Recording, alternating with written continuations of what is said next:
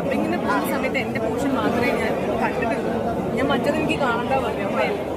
ഈ full story അത് എൻ്റെ സ്റ്റോറി ലൈൻ അറിയാമെന്നല്ലാതെ ഇത് എന്താ ചെയ്ത് വെച്ചിരിക്കണമെന്ന് അറിയില്ല. അപ്പോൾ ആസ് എൻ ഓഡിയൻസ് തന്നെയാണ് ഞാൻ ഈ സിനിമ കണ്ടത്. എനിക്ക് ഭയങ്കര സന്തോഷം തോന്നി. കാരണം എനിക്ക് ഒട്ടും ലാഗ് ഫീൽ ചെയ്തില്ല. പിന്നെ നല്ലോണം ഹാർഡ് വർക്ക് ചെയ്തിട്ടുണ്ട്.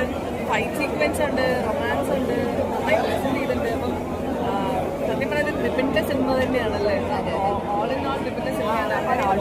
ചേട്ടനും ഇങ്ങനെ ഒരു റോള് ചെയ്തിട്ടില്ലല്ലോ, ആദ്യമായിട്ടാണ്. നിങ്ങൾ കാണണം, അത്രയും അവരുടെ ഹാർഡ് വർക്ക് കൂടെ ഹാർഡ് വർക്ക് ചെയ്തിട്ടുണ്ട്, അറിയാനുണ്ടല്ലോ അതിൽ. എന്തായാലും നിങ്ങൾ കണ്ട് അഭിപ്രായങ്ങൾ അറിയിക്കുക. ജനുവനായിട്ട് നിങ്ങൾ ഇത് റിവ്യൂ ചെയ്തിട്ട് എന്നെ സംബന്ധിച്ച് എനിക്ക് പടം വർക്കൗട്ട് ആയിട്ടുണ്ട്. ബാക്കി പറയാം. Thank you.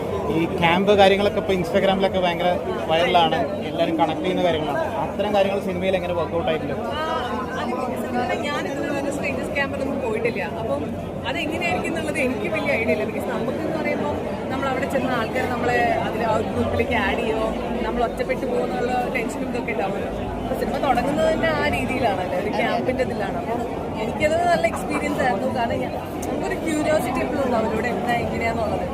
അത് വർക്കൗട്ട് ആയിട്ടുണ്ട് എന്നെ സംബന്ധിച്ച്. ബാക്കിയുള്ളത് പ്രേക്ഷകരാണ് പറയുന്നത്. Thank you.